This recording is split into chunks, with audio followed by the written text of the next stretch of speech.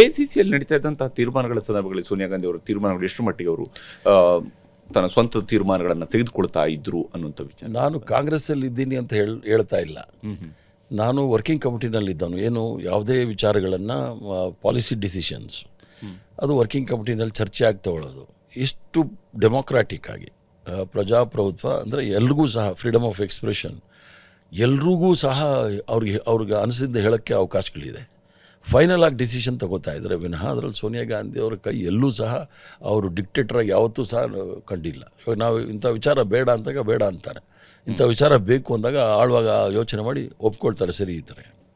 RTI, RTE, right to food, ಇಂತಹ ವಿಚಾರಗಳು ಬಂದಾಗ ಮನ್ರೇಗಾ ಆವಾಗ ಅಟಲ್ ಬಿಹಾರಿ ವಾಜಪೇಯಿ ಅವರು ಪ್ರಧಾನಮಂತ್ರಿ ಇದ್ದಾಗ 1 ಲಕ್ಷಕ್ಕಿಂತ ಹೆಚ್ಚು ರೈತರು ಹಾಕೊಂಡ್ರು. ಇಡೀ ದೇಶ ನಾನು ಆವಾಗ ಸೆಕ್ರೆಟರಿ ಇದ್ದೆ AICCನಲ್ಲಿ. ಅವರು ನಮ್ಮ ರಾಜಸ್ಥಾನ ಇನ್ಚಾರ್ಜ್ ಇದ್ದೆ. ಅವ್ರು ಅಲ್ಲಿ ಹೋದಾಗ ಅವ್ರ ಹಿಂದೆ ಹೋಗ್ತಾ ಇದ್ದೆ ನಾನು. ಎಲ್ಲೆಲ್ಲಿ ರೈತರು ಸತ್ತಿದ್ದಾರೆ ಅಲ್ಲೆಲ್ಲ ಹೋದರು. ನರೇಂದ್ರ ಮೋದಿ ಒಬ್ಬನ ರೈತನ ಕರೆಸಿ ಮಾತಾಡಿದ್ದಾರೆ ಇವತ್ತಿಗೂ.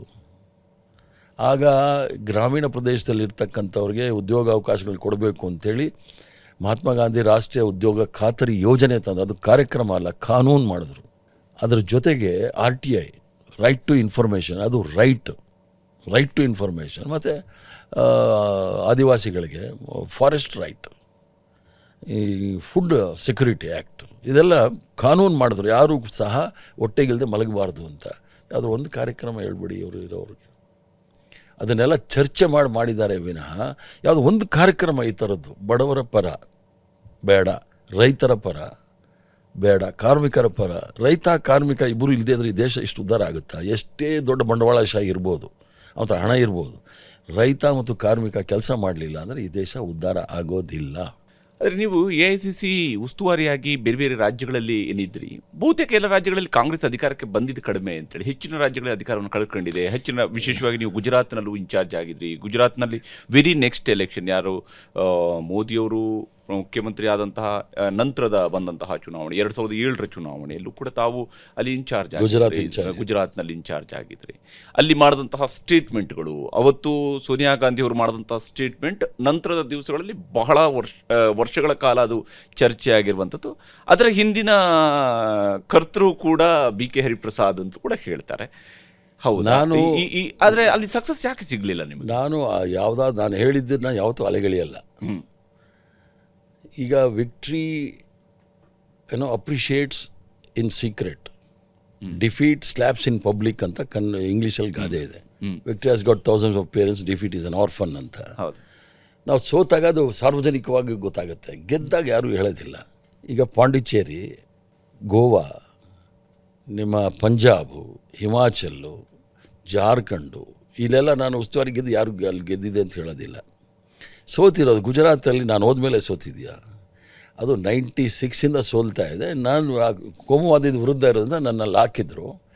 ಬಟ್ ನರೇಂದ್ರ ಮೋದಿಯವರು ಮಾತಾಡಿದ್ದಕ್ಕೆ ನಾನು ರಿಯಾಕ್ಟ್ ಮಾಡಿದ್ದು. ಸೋನಿಯಾ ಗಾಂಧಿ ಬಗ್ಗೆ ಬಿಲೋ ದ ಬೆಲ್ಟ್ ಮಾತಾಡಿದರು, ಅದಕ್ಕೆ ಸರಿಯಾದ ಉತ್ತರ ಕೊಟ್ಟೆ. ನಾನು ಅವ್ರಿಗೆ ಕೊಟ್ಟಿದ್ದೀನಿ, ಬೇಕಾದರೆ ಇನ್ನೂ ಕೊಡ್ತೀನಿ. ಅದ್ರಿಗೆ ನನಗೇನು ಪಶ್ಚಾತ್ತಾಪ ಏನಿಲ್ಲ. ಸೋನಿಯಾ ಗಾಂಧಿ ಅವ್ರು ಹೇಳಿದ್ರಲ್ಲಿ ತಪ್ಪೇನೂ ಇಲ್ಲ. ಅಲ್ಲಿ ಬನಾನಾ ರಿಪಬ್ಲಿಕ್, ಅಲ್ಲಿ ಕಾನೂನು ಗೀನೂನು ಅನ್ನೋದು ಏನೂ ಇಲ್ಲ. ಇವ್ರು ಹೇಳಿದ ಥರ ಆಫೀಸರ್ಗಳು ಎಲ್ಲ ಸೇರಿ ಗೆಲ್ಲಿಸ್ಬಿಟ್ಟು ಕಳಿಸ್ತಾರೆ. ನರೇಂದ್ರ ಮೋದಿ ಅಷ್ಟೆಲ್ಲ ಮಾತಾಡ್ತಾರಲ್ಲ, ನನಗೂ ಹೇಳ್ತಾ ಇರ್ತಾರೆ ಇವರು ಒಂದು ಎಲೆಕ್ಷನ್ ಗೆದ್ದಿಲ್ಲ ಅಂತ. ನಾನಾದರೂ 3 ಎಲೆಕ್ಷನ್ ನಿಂತು ಸೋತಿದ್ದೀನಿ. ನರೇಂದ್ರ ಮೋದಿ ಒಂದು ಗ್ರಾಮ ಪಂಚಾಯತಿ ಎಲೆಕ್ಷನ್ ನಿಂತಿಲ್ಲ. 2002ರಲ್ಲಿ ನೇರವಾಗಿ ಕೇಶುಭಾಯಿ ಪಟೇಲ್ ತೆಗೆದು ಮುಖ್ಯಮಂತ್ರಿ ಮಾಡಿದ್ರು. ಮುಖ್ಯಮಂತ್ರಿ ಆದಮೇಲೆ MLA ಗೆಲ್ಲೋದು ಕಷ್ಟನ? ಅದಕ್ಕೆ ಅವ್ರಿಗೆ ಆ ಒಂದು ಅರೋಗೆನ್ಸ್ ಇರೋದು. ಆದ್ದರಿಂದ ಅದು ಕಂಟಿನ್ಯೂ ಆಗಿ ಬಂತು. ಅದು ಹಿಂದುತ್ವ ಲ್ಯಾಬೊರೇಟ್ರಿ ಅದು ಗುಜರಾತ್. 3000 ಜನ ಪ್ರಾಣ ಕಳ್ಕೊಂಡ್ರು ಗೋಧ್ರಾ ಇನ್ಸಿಡೆಂಟಲ್ಲಿ. ಸೊ ಅವಾಗೇನು ಮಾಡ್ತೀರಾ? ಭಾರತೀಯರಿಗೆ ನಾವು ಅವ್ರಿಗೊಂದು ಧೈರ್ಯ ತುಂಬಬೇಕಲ್ಲ, ನಾವು ನಿಮ್ಮ ಜೊತೆ ಇದ್ದೀವಿ ಅಂಥೇಳಿ. ನಾವು ಸುಮ್ಮನೆ ಆಗಿಬಿಟ್ರೆ ಸಾಫ್ಟ್ ಹಿಂದುತ್ವ ಆದರೆ, ಹಿಂದುತ್ವ ಅನ್ನೋದು ಏನೂ ಇಲ್ಲ. ಇವರು ಅದು ಕಪೋಲ ಕಲ್ಪಿತ ಅಷ್ಟೇ.